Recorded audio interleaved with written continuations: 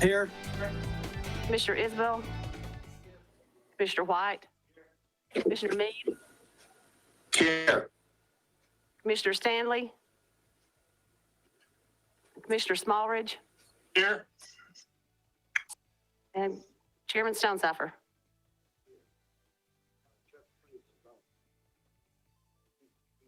Okay. Oh, it was him instead of Steve Emmerich? Okay.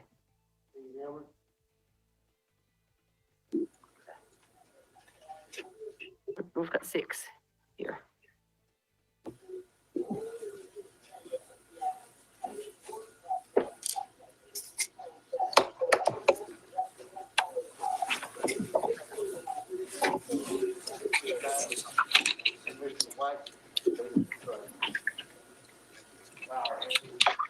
Dear Lord, we thank you for this privilege that we have to be in this meeting. We ask you, Lord, that you would bless our efforts. We pray, God, that you would guide our hearts and our minds, that we would make the decisions that's best for our county. Forgive us of our slackness and lead us to where you, as you'd have us to go. In Jesus' name we pray. Amen.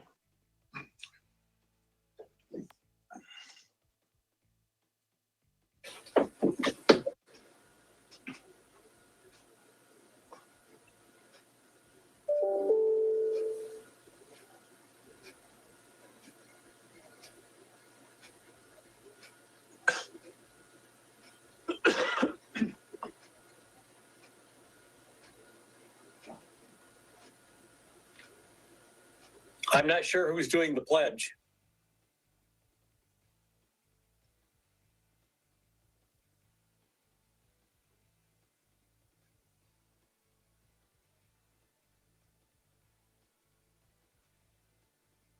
I hear no sound at all.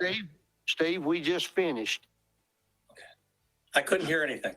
Thank you. No, I'm not hearing either from Commissioner Stonecipher. Me neither. Yeah, you have to have your mics on, guys. Make sure the green button is lit up on your microphones. When you did the pledge, no one had a microphone on, so everybody at home didn't hear anything. Okay, but we did the pledge. We finished. Can you hear me now, Chuck? Yes. Yeah, I hear you too. This is Bob. Steve Meade, can you hear? Hear you fine. Okay, thank you. At this time, have appearance of citizens to be heard.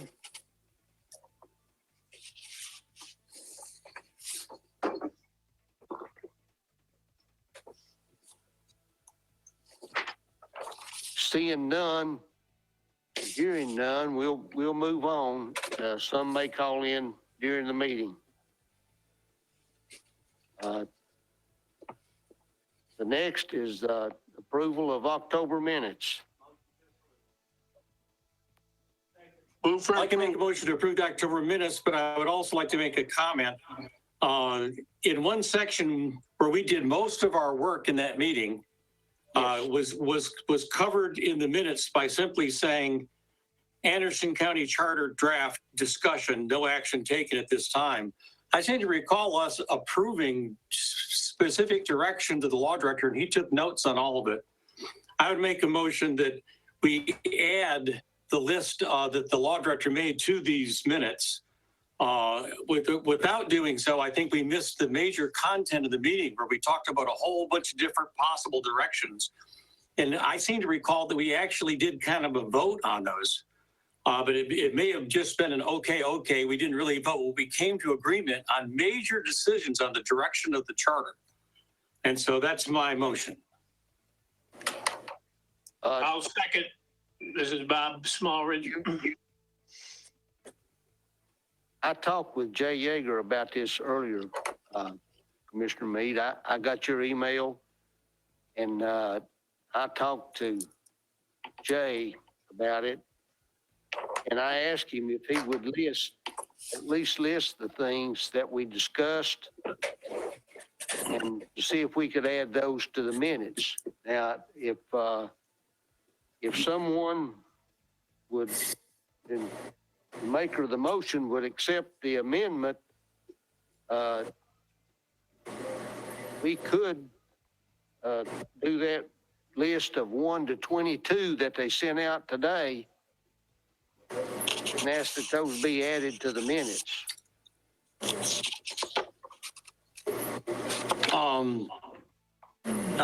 My comment to that is the maker of the motion is that the thing we just got today, it includes a bunch of things that we didn't discuss in the last meeting. But I talked with the law director about this shortly after the minutes came out, and he said that he would be glad to add his list of things that we specifically discussed, and he got direction on to the minutes. But that would take an action by this body to add that to the minutes. That's what I'm asking for. That's one. If you look at the discussion items for October 5th, 2020, there's 22 of them. And I think that's what,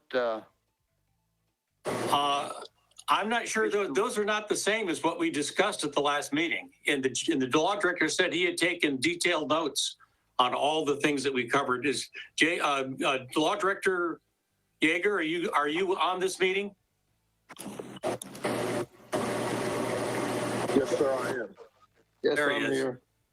Oh, Do you feel that the list of the things we got today was in fact essentially the same as what we discussed at the last meeting? Yes, I'm taking directly off my notes. Okay. But the problem That's- is this is the issue. There's no recorded action on any of them in the minutes. Yes, you did make some comments. No, I don't believe there was a vote, and nothing is recorded. Now, what I'm going to do tonight is go back over those and get something official. If you want to include something, or if you don't, at least we'll have some a historical reference to what happened in that meeting. And that's my intent tonight, is to recover those. And if anybody's got any questions, if anybody wants to add those, any provision there that or add some clarification, that's fine. But I would prefer that you do that by motion. That way it is recorded in the minutes, but I have no problem whatsoever of attaching these to as the motion so desires, to include those to the previous October 5th meeting. But I do need some clarity. I do need some official action on these if desired by this commission. Yeah, I just made a motion, Jay, to include the items from your minutes at the last meeting, because I thought that they were really the most essential part of the meeting when we talked about some specific direction. So you're saying that this list of 22 things does in fact reflect the things we touched on during the October meeting? Yes, sir. It's taken directly from my notes. Okay. But again, there's no official action in the minutes, and we'll I fix that understand. tonight. We'll fix If that there tonight. is an action taken, it must be in the minutes. If there isn't a specific action taken, it may be in the minutes. Is that not correct? that's correct, Steve. And So I will make the motion that we adopt this, but we add, but actually, if we're going to go through this now, well, I still feel like if we can just add this discussion items from October 5th, 2020 to attach to the minutes of October October 5th, then I would make that as a motion that just be attached. Then we go ahead tonight and go through these things to help reinforce what's going on. Thank you. do I hear a second for that addition? All right, got a second. So we're gonna vote whether or not we need to add these 22 items to the minutes. All in favor, or do we gotta have a roll call vote?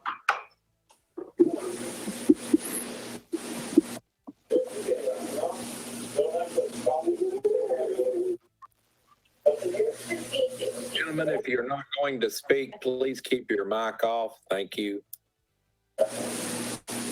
Mr. Fritz? Commissioner Fritz, Commissioner Isbell, Aye. Commissioner White, Commissioner Meade, Aye.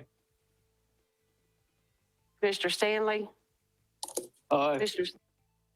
Commissioner Smallridge, Aye. and Chairman Stonezapper. Aye.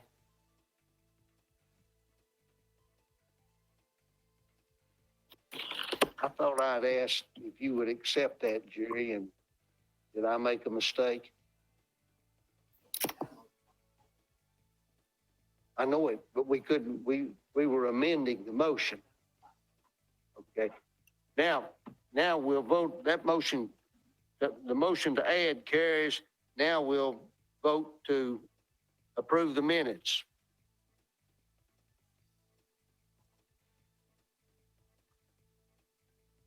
Commissioner Fritz, Commissioner Emmert, Commissioner Isbell, Aye. Commissioner White, Commissioner Meade, Aye. Commissioner Stanley, Aye. Commissioner Smallridge, Aye. Chairman Stonezapper. Aye. Mark him down. There's 7. Okay, minutes are approved. At this time, the law director has the floor for charter update and discussion. Thank you, Mr. Chairman. First thing I want to bring you up to date on is the hiring of outside counsel. We've got 3 potential possibilities there. I'm meeting with one individual from the University of Tennessee next week who has expressed some interest and is in the process of getting approval from his employer to do this work. He has worked under 2 different charter forms of government, is familiar with this process, and indicates that he may be willing to help us. I'll know more by the next meeting. We do have a couple fallback positions. One of them appears to be by the hour. It's going to be extremely expensive. I'm trying to price this by the project in order to hold costs down. But what I need tonight is a motion for an appropriation that needs to go ahead and get started for at least $5,000 to move into an appropriation code. It's currently reserved. We have $50,000 reserved.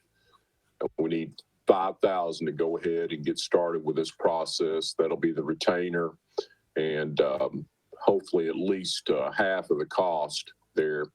But I need that so Robbie can get started, get that to budget committee. We get the paperwork rolling and get that money moved from the reserve code into a spending code or appropriation code.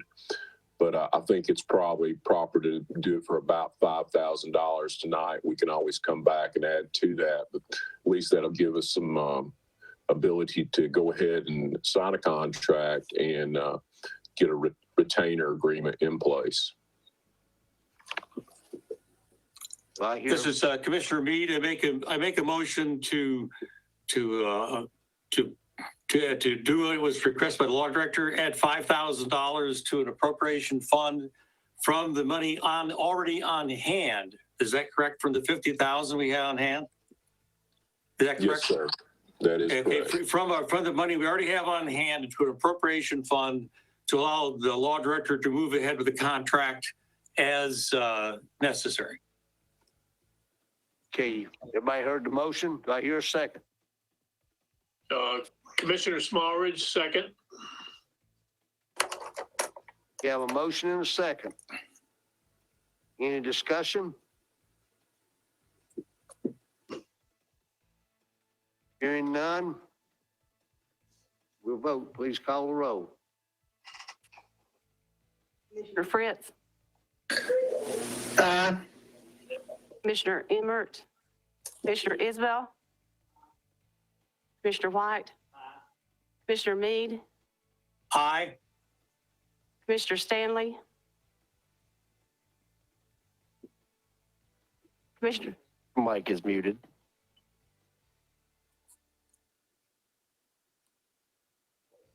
Commissioner Smallridge, Aye. Chairman Stonecipher. Aye. Oh. Commissioner Stanley,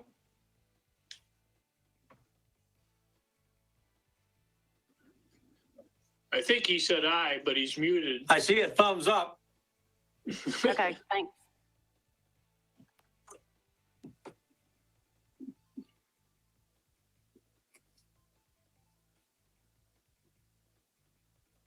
Seven ayes. Seven. Motion carries. Go ahead, Mr. Yeager. Thank you very much. And I do want to reinforce that I do believe it's better to price this by the project instead of an hourly wage. It could quickly get out of hand on billable hours there. So that's my intent, to move forward and try to price this as a project instead of by the hour. If anybody is opposed to that, let me know.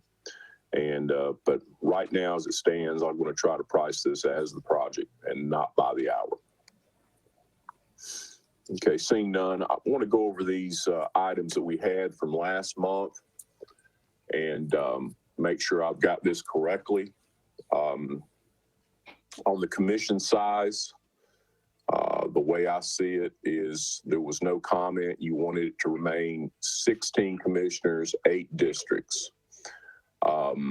We can take these up one at a time, or I can tell you what I've got and you can vote on it as a whole in the end, however you want to handle it. Mr. Chairman, do you have any desire on that? Go ahead. Okay, take it that's going to be, I'll read these off to you, vote on it as a whole. Okay, commission size will be at 16 with 8 districts, 2 representatives in each of the districts. The at-large seat, there was no interest in that. That would be the 17th seat on the county commission and be voted by the public as an at-large seat. No. Staggered terms, there was some discussion, but I don't have any kind of approval item on that. It will remain the same as it is now. All county commissioners will be elected at the same time. The school board size will remain the same at 8. The school transportation contracts, you didn't want to make an amendment to that, so that was no. The budget system will remain as the 1981 Act. Civil service system for all employees, you took no action, so I assume that is no. County mayor versus county administrator, you didn't take any action on that, so I've got that as a no. We will continue to follow, with no exceptions, the Tennessee Open Records Law. We will continue to follow the Tennessee Public Meetings Law. I didn't have a motion to approve, but I've got some interest on the enterprise zones. I'll have additional discussion on that tonight. But as it stands right now on that, maybe we'll get something different tonight. It was a no. The pilot agreements will continue to have the authority to do PILT and pilot agreements. We'll continue to have the authority to do TIF, that's tax increment financing agreements. The nonpartisan elections, it's a little bit complex, but I had a no on that. General Sessions Division 2 will remain intact, provided that Oak Ridge continues to follow the private act. Donations to and from the county government, that's donations to the county and to the school board and from the county government, will remain a yes. Term limits I have as no. Limits on expenditures in any particular fiscal year, I have a no. You continue to allow capital outlay notes, that's a yes. You continue to allow funding through general obligation bonds, that's a yes. You do like the ability to do ordinances. We talked about 6 of those last month. I don't require any action on that tonight because I'm going to bring you back a list from the sheriff's office, and it'll be roughly about 20. That can be added at a later time as long as we have the enabling authority in the charter. We did talk about violations of the building codes, and what we're going to do there is hopefully. Mr. Chairman? Before you go on to further on the ordinances, are you going to include things like what we have talked about in the past on some of the ordinances, Jay? You know what I'm talking about. So that gives us opportunity maybe to address them at a future date. Yes, sir. What we'll do is put the enabling authority in the charter, and then it looks like there's at least 20 specific items. Those can be amended by time to time by the county commission and adopted. One of the things, and I think this is what Commissioner Fritz is alluding to, is the violations of the building code and the zoning resolutions. It'll be now, instead of instituting a lawsuit, they'll be written on a citation and it'll be moved into general sessions court. If we have a problem with the general sessions court, we may have to establish an environmental court. But right now, those 22 things I've got with those outcomes. And if anybody sees that differently, that's the way it'll be recorded. If that is, in fact, the way you see it, I need a motion to approve all 22 of those things, or as stated. Some of them are no's. But Annette, I hope you've got all those down. Mr. Commissioner Mead? Ed? Yes. Yeah, one thing, on number 14, nonpartisan elections, we already have nonpartisan elections for all county commissioners. That's not going to change, right? No change. No, sir. No change on that. We were talking about the office holders, the elected office officials, and those items. Expansion of that issue, I guess, is what. Jay, correct me if I'm wrong on this, but I'll go down the list. I got no's on number 2, at-large seat, 3, staggered term, school transportation contracts, civil service system, county mayor administrator, enterprise zone, we'll talk about that later, but right now it was a no. Term limits, limits on expenditures. Those were the no's. Is that Yes, correct? sir. That is correct. Annette, do you have those? Yes, I got them all. Okay, then I need a motion consistent with that, the reading by the chairman. Mr. Chair Fritz, I would make a motion to approve those. Jerry White made the motion. Commissioner Fritz, you second? Second. Got a motion and a second. Any discussion? Yes, that is with the free enterprise zone is going to be for discussion, so it may not be a no. Well, that's true because it's going to come up later tonight. Right, because for me too, that's one of the most important things in charter for me. Right. Thank you. That's why we didn't include it now. We might do it later. Should we mark that as a to be determined instead of no? Mr. Okay. Commissioner Mead? I That's don't have fine. any problem. I don't have any problem with that. Does the maker of the motion have any problem with that? Second. So,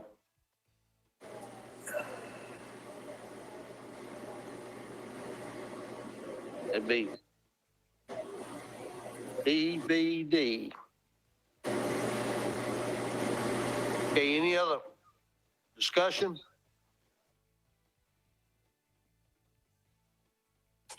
If not, let's call the roll, please. Commissioner Fritz, Aye. Commissioner Isabel, Aye. Commissioner White, Commissioner Meade, Aye. Commissioner Stanley, Aye. Commissioner Smallridge, Aye. Chairman Stonecipher, Aye. all seven. Motion carries.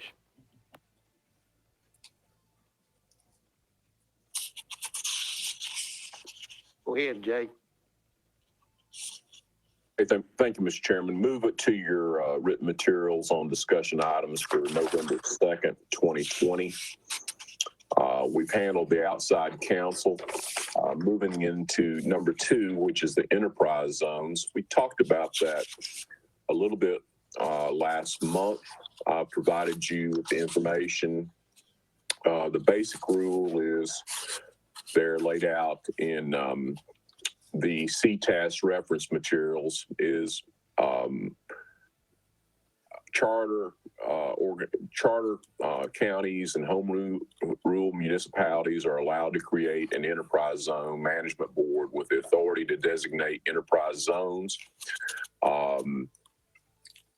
They have to be applied to the board. Now this is a little bit old. This is prior to the revision, but what it means is that once you designate a zone as an enterprise zone, and you'll see from the statutes that a lot of the government regulations as to building codes, building abatement, things of that nature, those are lessened. You don't have near as many obstacles there in the way.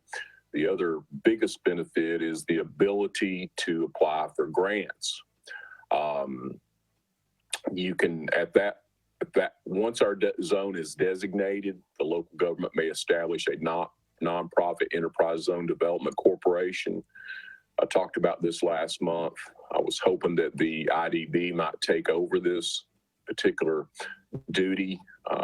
If that's not the case and that might not work, we'll have to develop a separate board.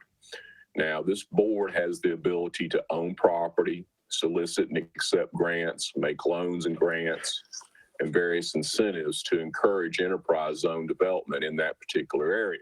I went out and did some research trying to make sure that we had been designated, that we had any designated areas, and the state of Tennessee has already designated the north end of Anderson County as an opportunity or enterprise zone.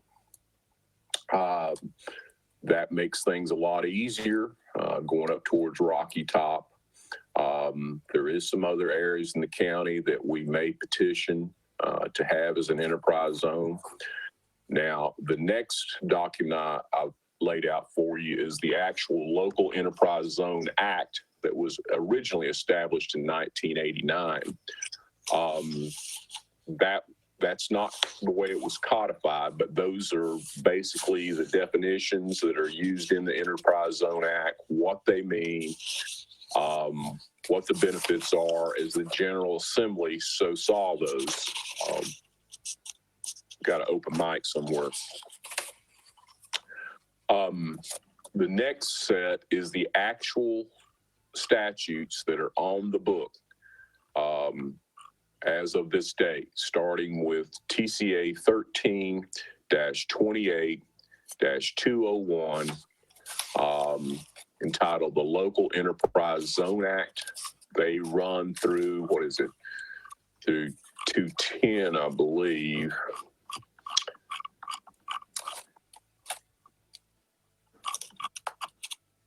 Through 211. So it's 13-28, 201 through 211. That's your actual statutes that have been codified. They've been approved by the General Assembly. Those are on the books as it stands right now. This mechanism does allow a lot of opportunities for blighted property, socioeconomically depressed properties in the county, to allow us to go in, or this enterprise zone board to go in and offer some urban renewal type grants. Looking at the set of statutes and then in reference to our county and the problems we're seeing that's been brought to the attention of the county commission in the Rocky Top area, it seems like this is a perfect opportunity to get some governmental grants in there to help with maybe raising or demolition of some of those buildings that are vacant at this time, and also getting new structures in their place, and hopefully attracting new businesses without the bureaucracy in place and all the governmental regulations in place. It makes it much easier.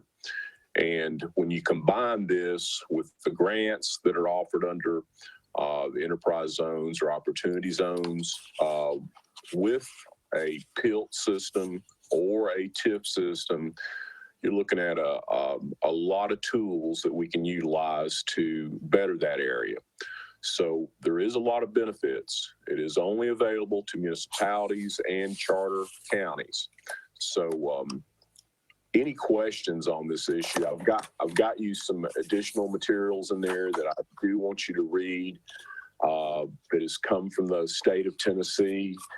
And you'll also see the commitments from some of the companies that have went ahead and made commitments to the counties that have these enterprise zones in place. They're very big commitments so far.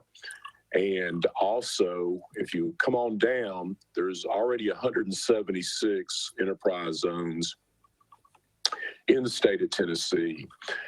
But if you move on down to where it starts talking about the counties, you'll see the census tracts there, 20500, 102100. Those are both in Anderson County, in the north end of the county.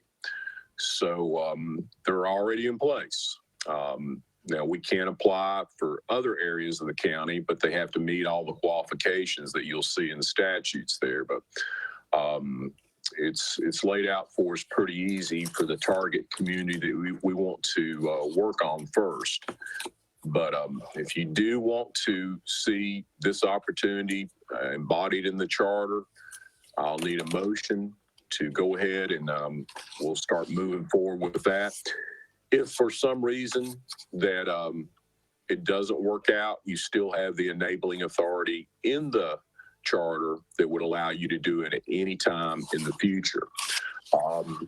Instead of having to come back and piecemeal it, it's already in there. It's ready to go. All you have to do is, if there's another district or whatever the case is, just move forward through the statutory process for getting the grants. But anyway, you can see all 176 zones. Most of them are out in Shelby County, it looks like, or in Nashville. But anyway, I do need something to approve that specifically if you so desire. So moved, Mr. Chairman. This is Commissioner Meade. I second the motion. I have a question. Jay, Yes, sir. once established, what specific powers does the enterprise zone have and to approve, or what can they go forward with without any approval from county commission? Everything. They don't need county commission approval. They're autonomous from county commission now. If they did want to offer a PILT or a TIF agreement to a business to come into those areas, that's different. They need to work in conjunction with the county commission on those. But as it stands right now, they, as you see from the reading of the statute that I've provided to you tonight, they work on their own, and until they need to do some kind of incentive program in combination with the county commission. So their specific powers are pretty much outside of working with county commission when it comes to TIF or something like that. They can pretty much have their own authority. Is that correct? That is correct, sir. And the statutes are pretty short. Now, if you look at Section 205, This is your basic board powers and jurisdiction. One, they can declare an enterprise zone. Two, recommend suspension of local regulations within the zone. Provide individuals who meet the criteria of this part in the enterprise zone.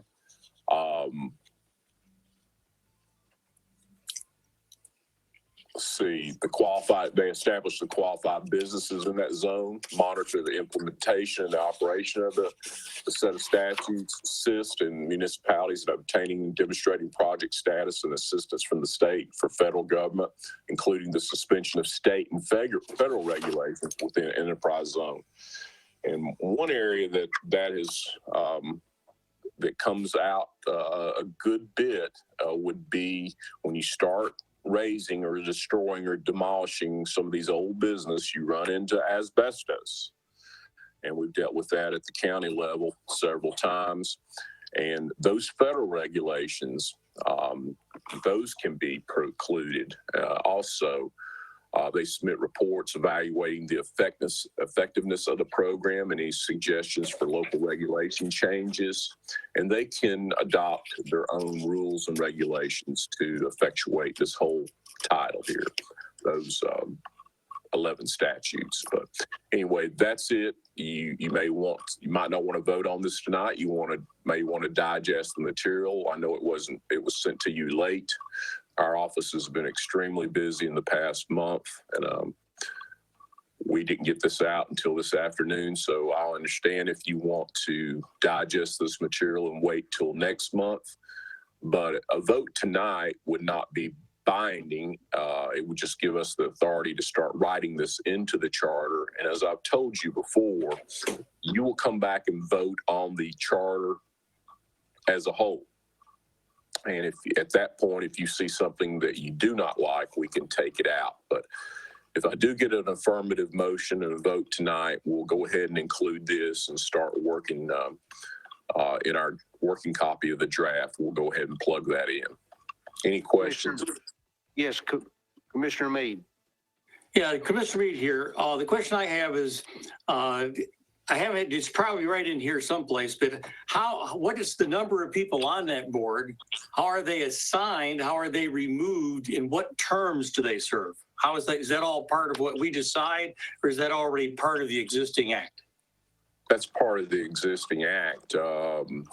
Let's see, I think there's a statute that covers that.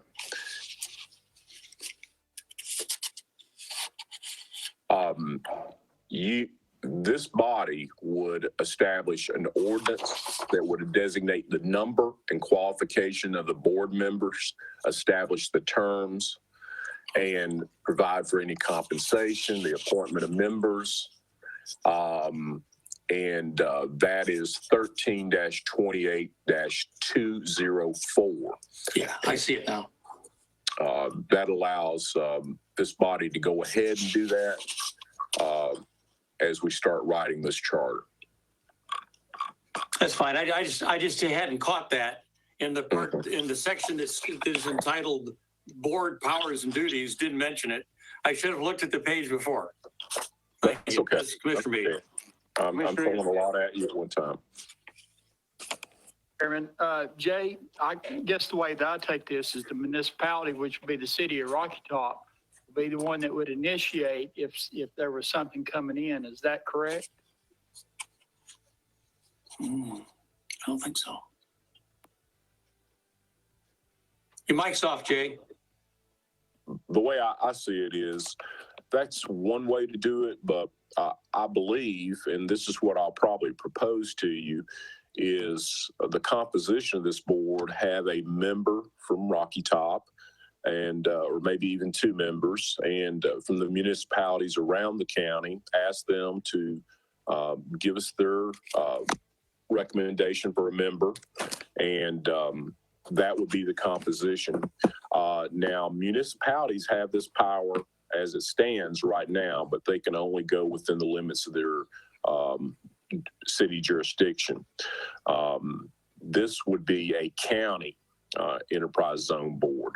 And the way I would like to see it is to allow seats for all the various municipalities in the county to have members on this board. You may not see it that way, but I think it would probably work well. Yes.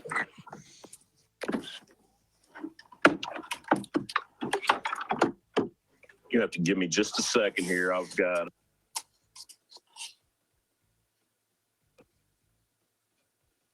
Give me just a second here. Somebody's taking my charger. I'm running out of battery power.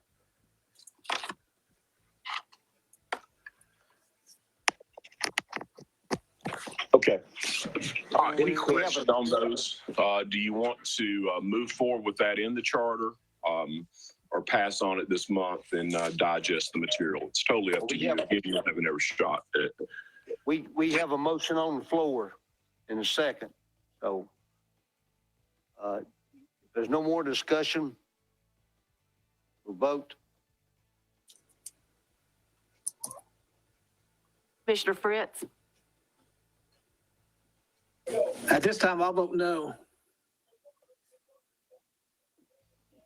Commissioner Isbell, Commissioner White, Commissioner Meade, I vote aye. Commissioner Stanley. He said aye. Commissioner Smallridge, Aye. Chairman Stonecipher, Aye. 6 aye and 1 no. Motion carries.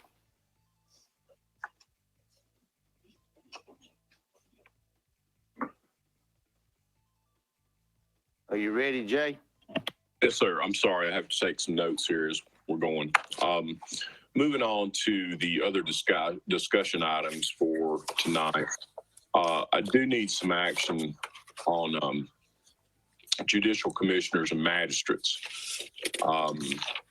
We've got an AG opinion that was asked for by our former Attorney General, District Attorney General, James Ramsey, on the setting of bonds back in 1994. The Attorney General opined that there needs to be a specific individual bond set depending on the crime and the facts and circumstances of the alleged offender in order to make a reasonable determination of bond. There is some instances that this is not happening in our county. There is a bond schedule, and they do this for efficiency. They'll at the jail. It's set by the judges. They will look it up, whatever the charge is, DUI, and say that's $500, and they'll set the bond from that. That's exactly what happened down in Middle Tennessee, and it was challenged, and the county lost down there. If anybody needs to see that AG opinion, I do have that. This needs to be taken care of. There needs to be an individual determination on the offender versus the crime in order to set the bond. The other issue that pops up is the ability to get a judge to sign a warrant after hours. There seems to be some conflicting information. Some of the judges I've spoken with say that they're available to do this. When you talk to law enforcement, they tell me they have a hard time getting the judges to sign search warrants, getting the judges to sign arrest warrants after hours and on the weekends. In fact, I've heard that it's difficult from about Friday at noon till Monday morning to get all this done. That's a real impediment to law enforcement. Not only do we need somebody to set these bonds, but they need to have somebody with the power to sign arrest warrants and search warrants. Most all of your counties, larger in size, operate at least through judicial commissioners. We do have some judicial commissioners, kind of a judicial commissioners light version that county commission was told about it last year by the circuit court clerk, who has seen the benefit of this. He's allowed, I think, 3 ladies in his office to be judicial commissioners, but they don't work after hours. They just come in a little bit earlier I think around 7, and sign warrants for the law enforcement officers after the shift. That does not take care of the individual determination of bond amounts. That does not take care of arrest warrants during the night. It does not take care of search warrants during the night. So what I'd like to do is to include a section that authorizes, and as it stands right now, this is all has to be approved by the General Sessions Judge on the judicial commissioners. I understand the reluctance at time to adopt this program. You can see a little bit of that dichotomy, I guess, as they adopted or appointed the 3 ladies in the clerk's office to be judicial commissioners. I'd like to change that a little bit and allow county commission to appoint magistrates with all these powers. I think that's very beneficial to this county. As it stands right now, that law has allowed them to possibly do this. I just talked to a county this past weekend that allows this to be done by a Zoom call. Used to be you had to have your magistrate come down to the jail, or the law enforcement officer had to go by the magistrate's home during the middle of the night. Well, that's all changed through technology. They can do this by a Zoom call or a GoToMeeting call and take care of these issues. When I bring this up to the law enforcement officers in our county, they're 100% behind this. They'd love to see this opportunity to have a judge that's available 24 hours a day, 7 days a week, including all your holidays, to take care of these needs. But anyway, we can work out the details, but I would like the authority to go ahead and write in a provision in the enabling authority for the charter that would allow the appointments of magistrate judges, and will probably allow the appointment of judicial commissioners, although their powers are somewhat limited in as far as in comparison to magistrates. But any questions on this issue? Mr. Meade. So I have a comment. Okay, this thing about setting of bonds, I think that we really need to get that fixed before we're the one that gets sued over it. A bond is supposed to be directly related to what is necessary to get a person to return to court, usually on relatively minor things. But if somebody has to set all weekend in jail because they can't get a bond set, or they can't, another one way, get some other kind of release, I think we're leaving ourselves set up like some other counties have already been sued. And so I think it's important to have a motion to allow judicial commissioners in a system by which we can do that, and also for the county commission to assign magistrates, and that would include them being able to do approvals for bonds and such using electronic video conference means, or whatever wording we need to use for that. Yes, I didn't put in the statute. I should have done that, and I can do it and send that to you. But you can see the broad powers that magistrates have, and Commissioner Meade is exactly correct. I'm worried about the liability of this. I'm worried about someone sitting in jail for several days with a bond not set on an offense that may not be covered by the schedule. I'm worried about law enforcement officers that cannot get a search warrant or an arrest warrant after hours. And I've heard this issue has been crossed my desk numerous times over the past 20 years, and we need to take action here. There has been at one time a set of attorneys that were filing suit against several counties in Middle Tennessee, and that they were successful. We're very fortunate that's not happened to us. But I do believe it's something that we need to take a close look at, and I will provide you with the statutes there so you can take a look at those. Okay, we have a motion. Do we have a second? Second.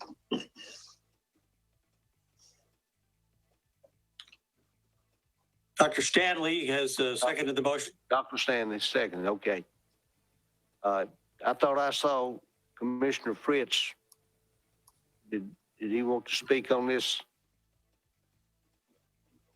Okay. Any discussions?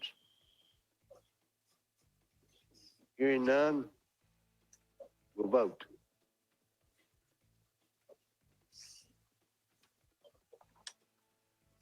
Commissioner Fritz. He's gone. Commissioner Isbell, Aye. Commissioner White. Commissioner Mead, Aye. Commissioner Stanley. Did he say aye? Dr. Stanley? He's muted. Yep, aye. Commissioner Smallridge. Aye. Fritz is back on. Commissioner Fritz Aye. and Chairman Stonesuffer. Aye.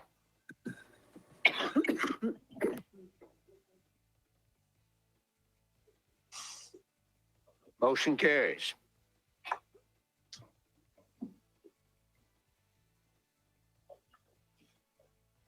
Thank you. The next item I have is the schools. As it stood last month, there was no changes whatsoever to the way the schools operate in this county. And that would include, I think there was very firm decision there to leave our school superintendent as appointed and not elected. The school board remained the same, and absolutely no changes to the school system. If I'm incorrect on that, let me know. But I do need an emotion for no changes to the school system. Does Commissioner Mead so move? Motion- No changes motion to by- the school system or administration? Okay, motion by White, second by Commissioner Mead. Commissioner Mead, will you second the motion? Yes. Any discussion? Call for the vote. Commissioner Fritz, Aye. Commissioner Isbell, Commissioner White, Commissioner Mead, Aye. Commissioner Stanley, Aye. Commissioner Smallridge, Aye. Chairman Stonesuffer. Aye. Aye. Motion carries. Okay, thank you, Mr. Chairman. The next item I have, as I've told you, the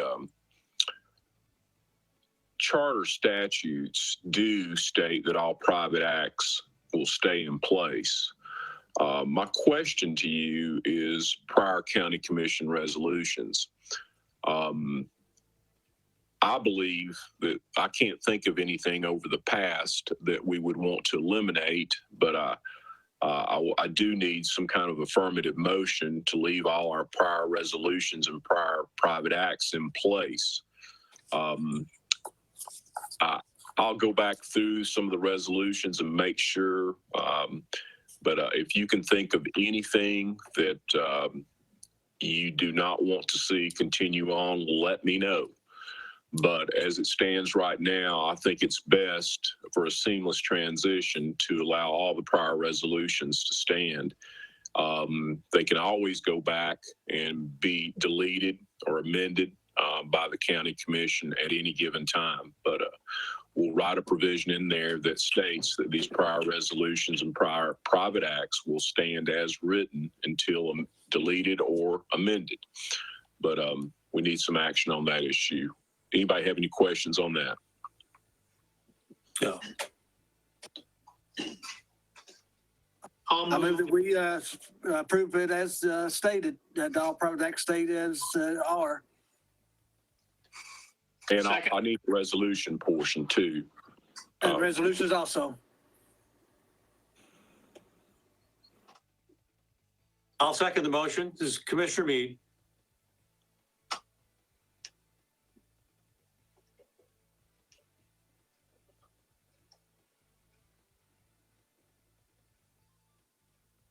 Commissioner Fritz,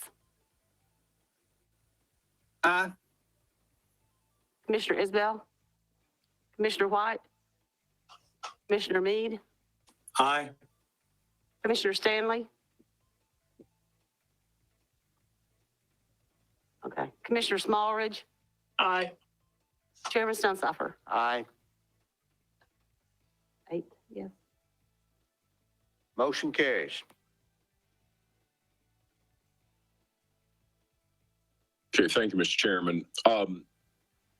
We talked about this a little bit last month, but the compensation of county officials, the way it's stated right now, the way we operate is through the state statutes that set the county commission, the county commission, the county officials, all their salaries dependent upon the class of the county, and those classes are broken down by population.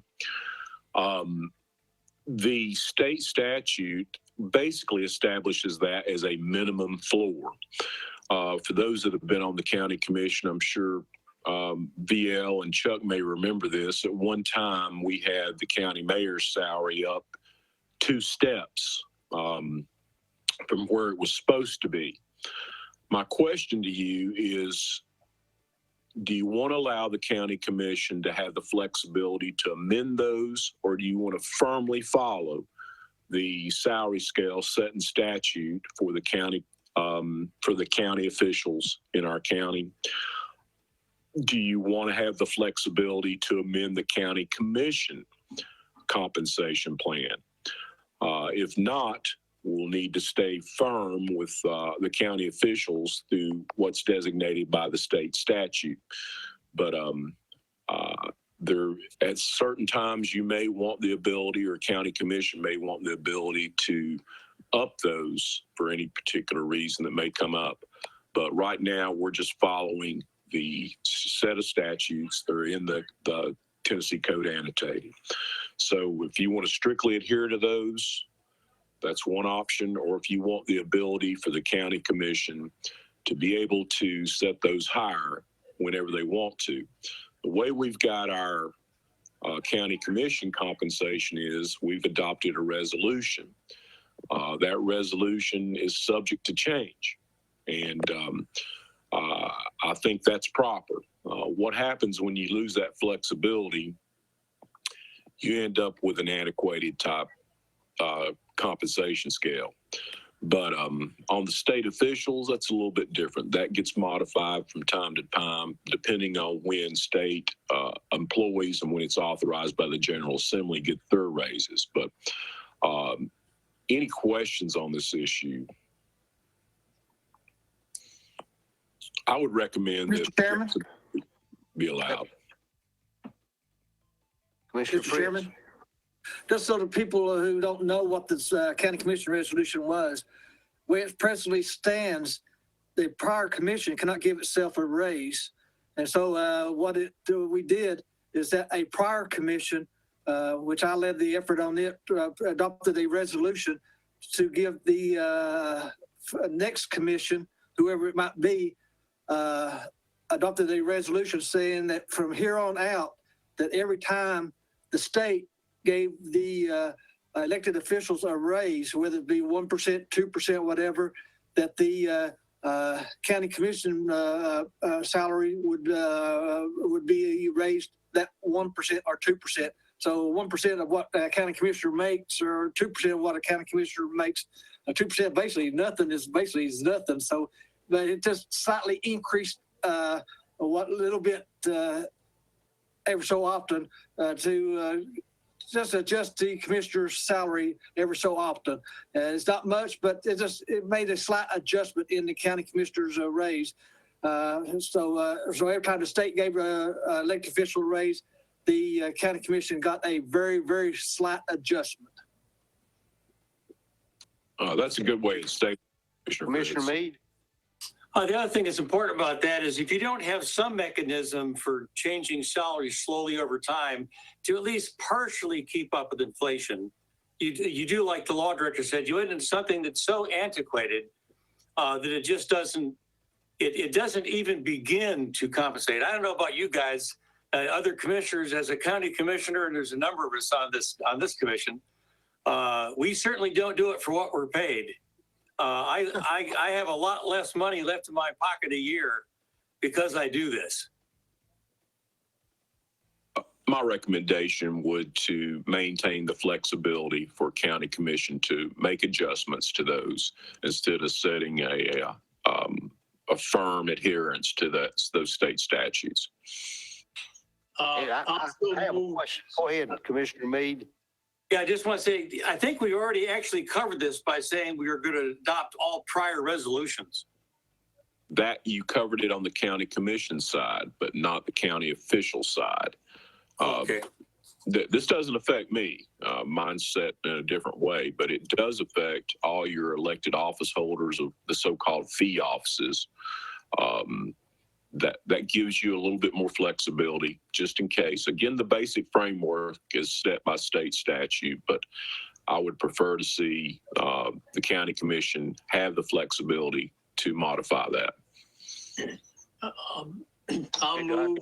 I'll move that we allow the county commission to modify those as the law director indicated. Got a motion? Commissioner Meade, I'll second that. Second by Commissioner Meade. Any other discussion? We'll vote. Commissioner Fritz, Aye. Commissioner Isbell, Oh, and the reason why is I can see that the opponents to this will say that we're actually using it to be able to vote ourselves a raise.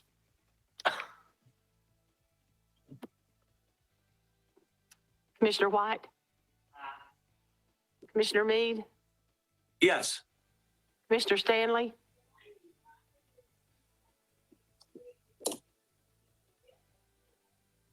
did he say anything? Commissioner Smallridge, Aye. Chairman Stonecipher, thumbs up. Aye. Six. Yeah, he said, yeah, thumbs up. 6 and 1 no. Motion carries. Okay, on the compensation of county employees, we do have a compensation guide, but it is exactly that. It is, some people have interpreted that to be set in stone. It's not. I went back and clarified that about 3 months ago with the HR committee. Those are strictly recommendations to try to stay within there's a horizontal movement steps and there's vertical movement depending on the complexity of the job, the skill level, the educational requirements. And I believe it's steps 1 through 14, and then it goes out to steps 1 through 20 that some people think is longevity raises. Those are nothing but recommendations. We had a lot of the office holders saying that they don't want to be stuck in an area where they can't give an employee or they have to pay their entry-level clerks more or less than what another department does. That has problems in it, but they do like the flexibility. I'm for that. The HR committee is for that. And again, that compensation guide is nothing but a recommendation. If you do become more rigid on this issue, it seems like, and that's what County Commission's desire was back in 2008 to make standards. That didn't seem to work out right because there wasn't enough vertical movement in it because some of the entry-level clerks were working in more complex jobs than other ones. So I'd like to keep that as the same as it is now, the compensation for county employees. Their raises are given across the board. They have to be approved by county commission when there is across the board raises. And the fee offices are allowed to make movements within their salary agreement letter with the mayor, as provided if they have that money already in place, they can make movements. If they need additional money to accomplish a raise for a particular person or a particular group of people, they have to come to county commission for the additional money. But I'd like to keep that the same, where it's just a recommendation. There is some safeguards put into place. Those two safeguards are mainly the salary agreement letter that's signed with the elected office holder and the mayor. Two, all those raises are set by the budget committee and the county commission. I'd like to keep that the same. I think that's the way all our elected office holders want it to be. I thought it was unanimous support at the HR level to keep that compensation guide as a recommendation. But any questions on that issue? You need a motion on that too? I'm just going to leave it the same. If you want to give a motion to leave it the same, then fine. But I'm not going to add anything into that because it's been hashed out so much at the HR committee level during the past year. And they finally had unanimous support to keep it as a guide and not a rigid formula that has to be adhered to. Well, I have one question. Yes, sir. And that just didn't happen here, but it happened in a neighboring county recently where it looked like department heads or elected officials could give bonuses. Is that possible in Anderson County? Yes, that is possible, provided that they have the money, number one, appropriated by the county commission, or they get subsequent approval by the county commission, and number two, it's in their salary agreement letter with the mayor. In other words, they have to have that money existing at that time or go to county commission for it. So there is safeguards in place. They can't just arbitrarily give those raises. They have to have the money and the salary agreement letter that has room for that movement in it. That answer your question, sir?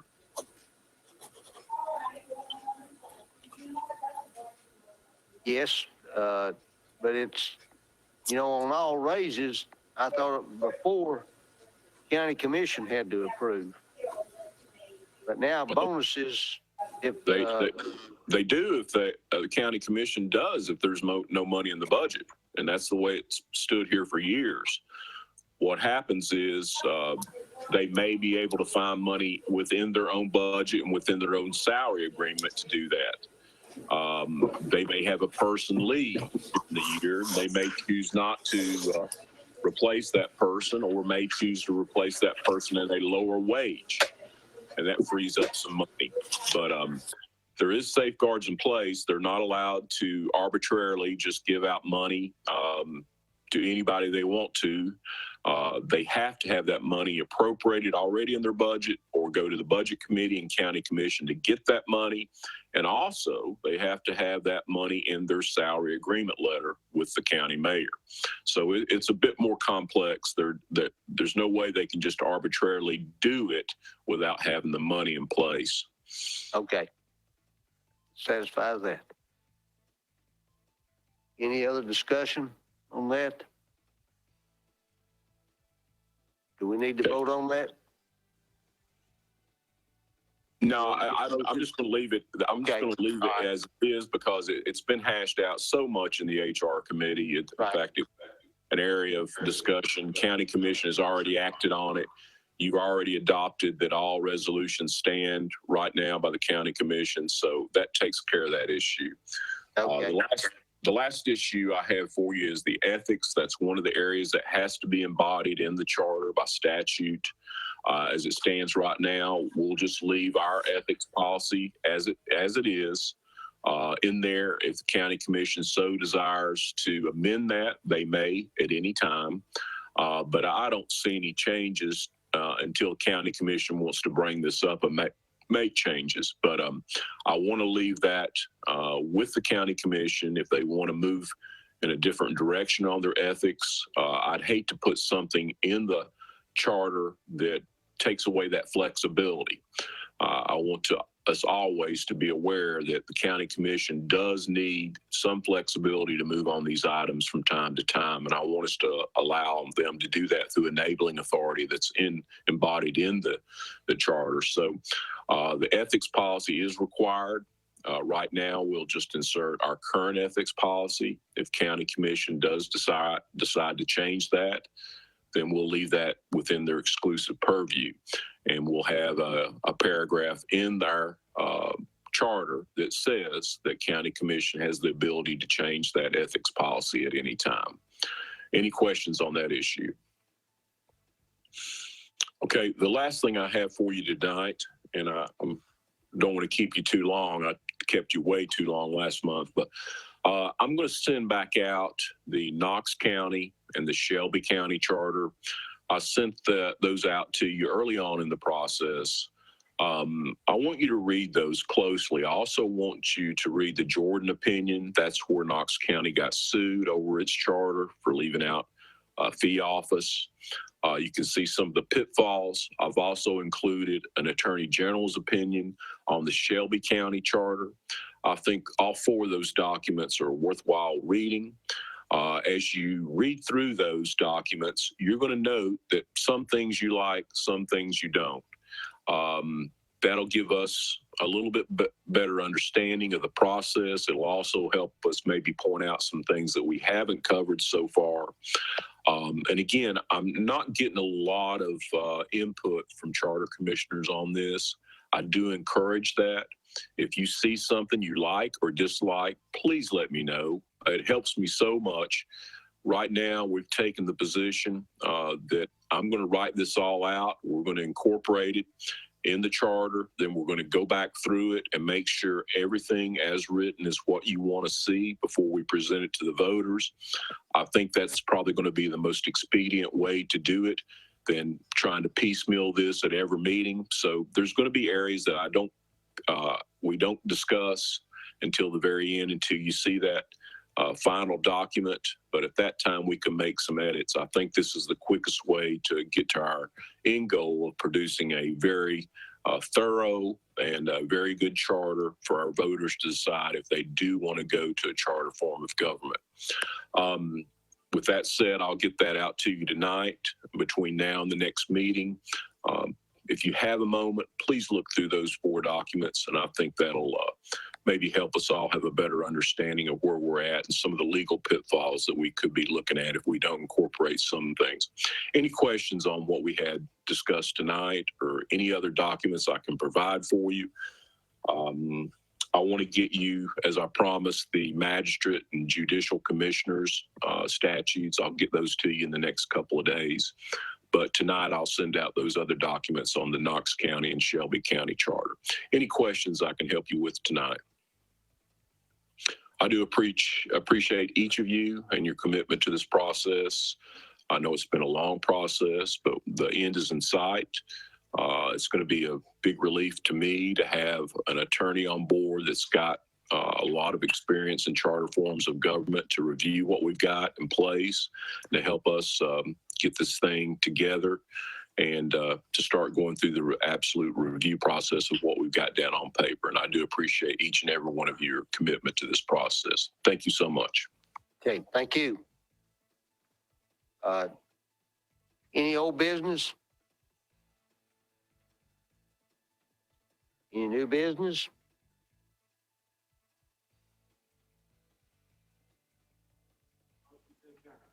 Got a motion to adjourn. So moved. No objection. Well, we stand as adjourned.